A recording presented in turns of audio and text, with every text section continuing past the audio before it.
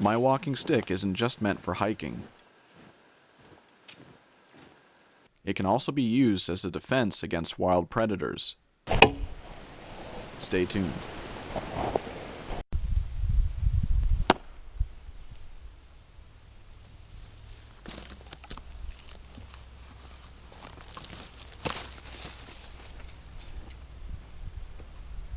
Hello fellow outsiders, and welcome to today's episode. I was thinking back to a few years ago when I was building my very first log cabin, and I'm working on my second log cabin right now. But it was in a part of the bush that was pretty isolated. There were a lot of bear around, and quite often I worked by myself. And usually bears try to avoid human contact. If they know you're around, they try to stay away. But I do remember one day in particular when I was cutting a trail through the muskeg. And the muskeg in northern Ontario is very thick. It's very thickly woven brush.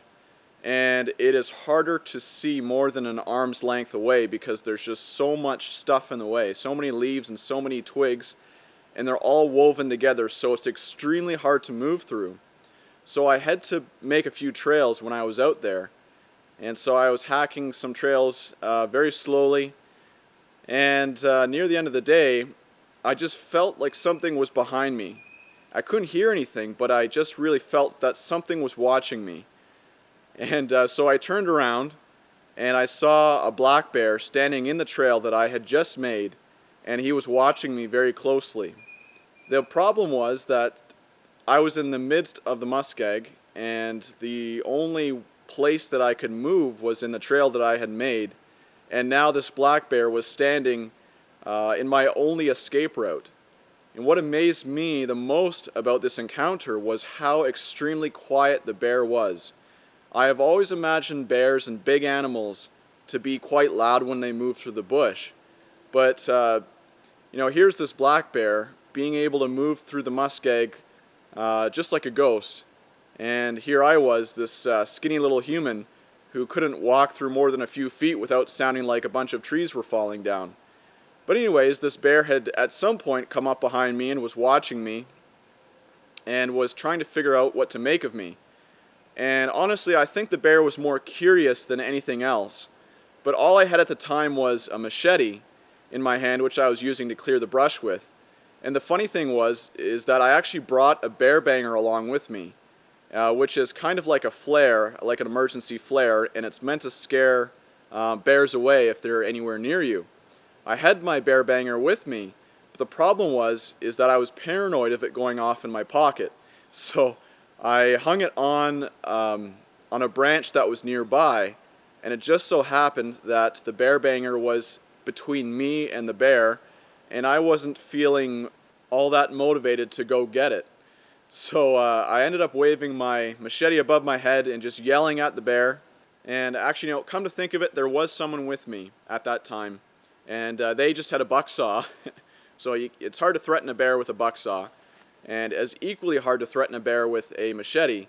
But we both waved our weapons in the air and shouted at it. And it wasn't all that concerned. It wasn't very threatened. It didn't seem to find us very intimidating. But eventually, it moved on.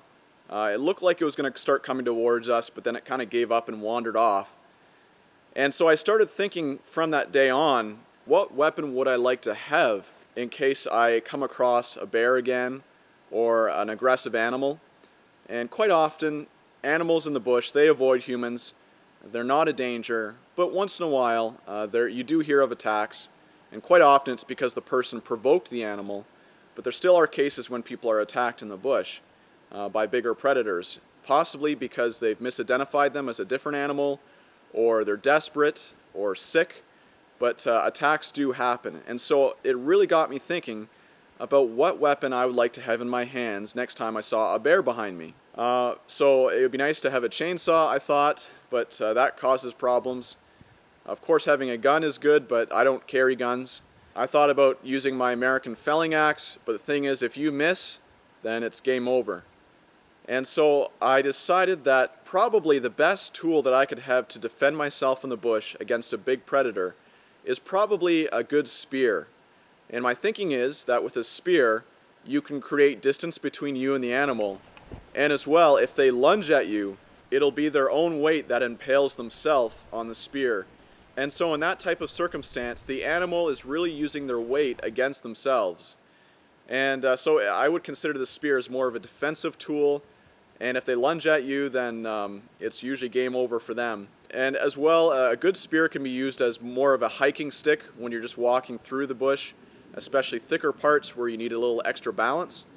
And so I started looking into spears online and in different stores. And I think I found a good spear that fits everything that I would need it to do. I found the SOG Spirit spear. It's called the SOG Spirit, and there are different companies out there that make something very similar to this item here.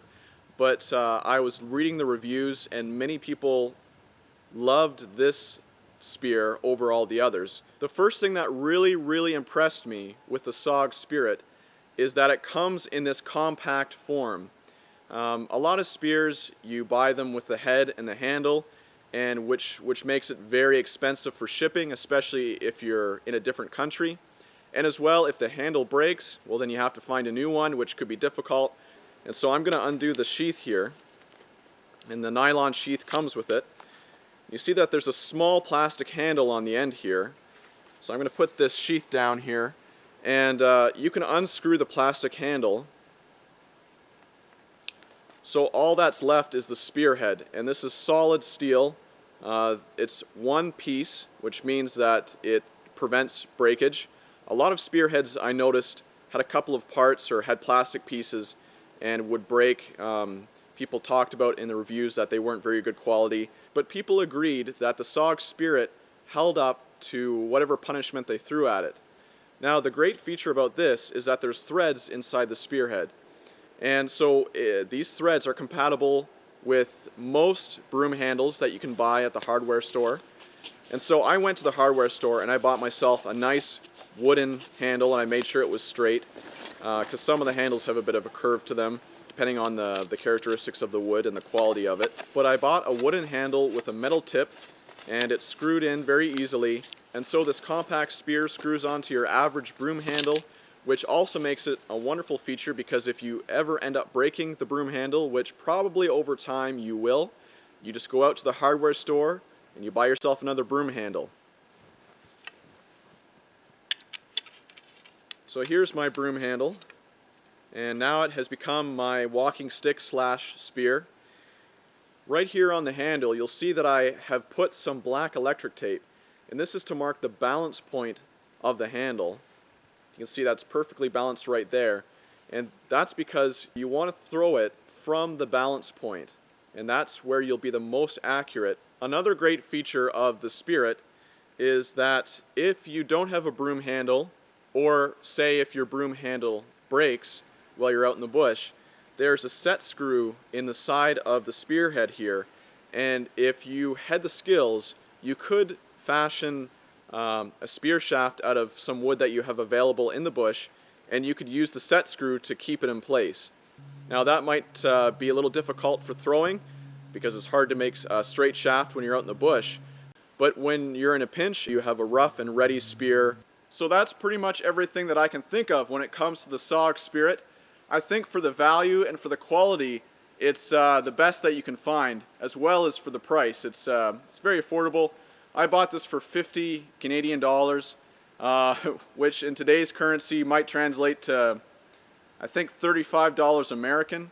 So there you go. So now I'm going to take this out and do some target practice with it, and I'm going to find a dead standing tree to use as my target. And that's because I don't want to use a healthy tree and end up damaging it with the spear. So there's a few dead standing trees around here, so it won't take me long to find one. Now, of course, as I mentioned earlier, this is more of a defensive weapon, so I wouldn't really throw it in a survival situation. Maybe if a grouse was nearby and I needed to get it and that was the only thing I had on me. But otherwise, hunting with a spear is considered illegal in most parts of North America, and I'm assuming in the UK as well. But generally, this is just something that I like to keep on me as a walking stick, and as well as something just as a bit of an insurance policy when I'm walking alone in an area where I know that there's big predators.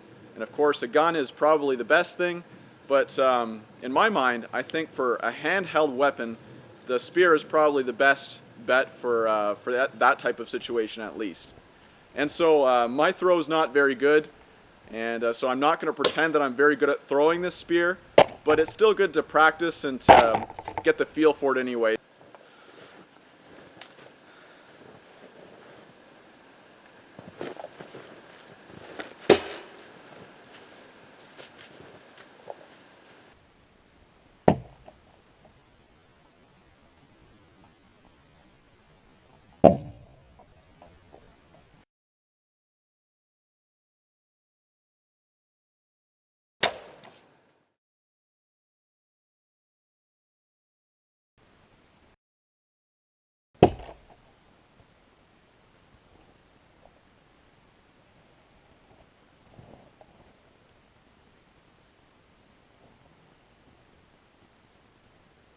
When I was reading the reviews for the SOG Spirit, I noticed that a lot of people were having trouble doing up the clasp on the sheath.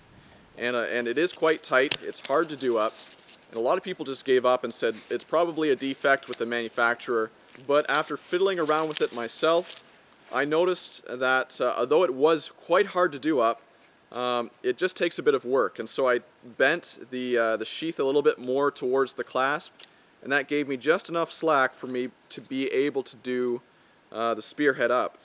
And I think the reason why the manufacturer made it hard for the clasp to do up is because they wanted to make sure that it was very, very secure, that it wouldn't just slide out or come off, because this spear is very sharp, and so they want to make sure that this spear stays in the sheath when it's supposed to stay in the sheath. In the product description, they will tell you that you can undo the plastic handle that they provide, put it on your broom handle, and make it into the spear that it's meant to be, or that you can keep the plastic handle on and use it more as a throwing knife or as a type of hand spear. Personally, I would strongly recommend not to use it as a throwing knife. First of all, the handle is plastic and will probably break. As well, it will probably be very hard to hit whatever you're trying to hit with a sharp end.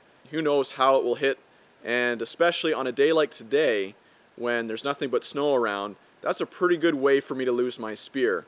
So I would rather have it on a broom handle when I miss my target, or if I miss my target, so that I'll be able to find it afterward. But if it's just in a small, compact version like this, and you throw it and it goes flying off somewhere, well, good luck finding it. Overall, I appreciate having the SOG Spirit with me, especially when I'm alone in an area that is known to contain big predators, such as bears, wolves, cougars, or even moose. Best case scenario, it makes for a great walking stick. Worst case scenario, I can use it to create space between myself and a large predator. Another couple options that are worth considering are bear bangers and bear mace. These two items are non-lethal and have been known to be quite effective at scaring big animals away. Something worth considering if you find yourself alone in the wild.